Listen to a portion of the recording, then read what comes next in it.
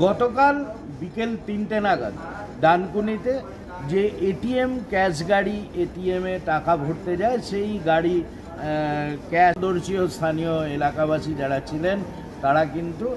একেবারে তাদের সন্দেহ হয় এবং তারা ধরে ফেলেন এবং ধরে ফেলার পর সেখানে তাদের আটকে রাখা হয় এবং আটকে ডানকুনি থানার প্রশাসনকে খবর দেওয়া হয় এবং দ্রুত ডানকুনি থানার প্রশাসন খবর পেয়ে ঘটনাস্থলে যায় এবং সেই দুই ছিনতাইবাজ তারা ডানকুনি থানার প্রশাসন কিন্তু ডানকুনি থানায় নিয়ে আসে এবং গাড়ি উদ্ধার করা হয়। তার আগে আপনাদের জানাই দর্শক, যে গাড়ি করে তারা এই ছিনতাই করার চেষ্টা করছিল তারা কিন্তু ভুয়ো পুলিশি পরিচয় দিয়ে এই ছিনতাই করার চেষ্টা করছিল ওই এটিএম গাড়ির যে ক্যাশ থাকে সেই ক্যাশ, এবং সেখানে কিন্তু স্থানীয় মানুষজন ধরে ফেলার পর পুলিশের হাতে তুলে দেওয়ার পর পুলিশ কিন্তু তাদের নিয়ে আসে ডানকুনি থানায় ইন্টারগেট করার জন্য এবং সেখানে ইন্টারগেট করার সময় জানা যায় যে 4 সদস্যের ছিনতাইবাজ তারা কিন্তু 2জন ঘটনাস্থলে ছিলেন আর 2জন পলাতক, এবং এই দুই ছিনতাইবাজের পরিচয় পুলিশ পায় যে এরা মধ্যপ্রদেশের বাসিন্দা, অর্থাৎ ঠিকানা যা কিছু পাওয়া গেছে তার মধ্যপ্রদেশের ঠিকানা পাওয়া গেছে এবং তারপরেই ডানকুনি থানার প্রশাসন কিন্তু দ্রুত মধ্যপ্রদেশের যে সমস্ত থানা রয়েছে তাতে যোগাযোগ করার চেষ্টা করে, করে তাদের যোগাযোগ করার চেষ্টা করা হয় ডানকুনি থানার পক্ষ থেকে, এবং সেখানে কিন্তু পুলিশ আরও জানতে চাইছে যে এই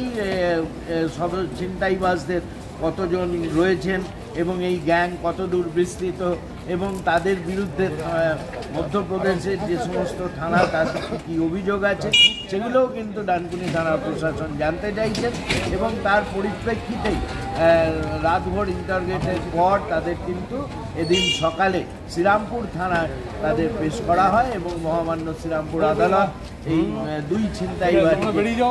পুলিশি হেফাজত দেন এবং এই হেফাজতে নিয়ে পুলিশ আরও জানতে চাইবে এবং তার সঙ্গে সঙ্গে পুলিশ কিন্তু একেবারে চিরুনি তল্লাশি চালাচ্ছে যে আরও দুই যে ছিনতাইবাজ তারা পলাতক তাদের ধরার উদ্দেশ্যেই কিন্তু পুলিশ ডানকুনি থানার প্রশাসন তারা চিরুনি তল্লাশি চালাচ্ছেন। এখন এটাই দেখার যে দুদিনের এই পুলিশি হেফাজতে পুলিশ আর কি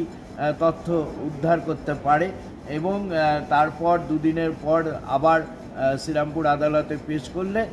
শ্রীরামপুর আদালত কি রায় দেবে সেটা সময় বলবে। এবং তার পাশাপাশি আপনাদের জানাই যে ভর দুপুরে ডানকুনিতে এই রকম যতবার এই ছিনতাইবাজদের প্রকোপ এবং ছিনতাইবাজরা লুটপাট করার চেষ্টা করেছে ততবারই কিন্তু প্রশাসন সাফল্য পেয়েছে এবং গতকালও তার ঘটনা একেবারে ব্যতিক্রম নয়। স্থানীয় এলাকাবাসী ও পথচলতি মানুষ তাদের তৎপরতায় ডানকুনি থানার প্রশাসন কিন্তু আবারও আরেকটি সাফল্য তাদের মুকুটে যোগ হলো এবং এই দুই ছিনতাইবাজকে জিজ্ঞাসাবাদের পর পুলিশ আরও কতদূর সাফল্য পায় সেদিকে যেমন প্রশাসনিক মহলের নজর থাকবে আমাদেরও। Arup Maitra, Times of News Bangla, Dankuni.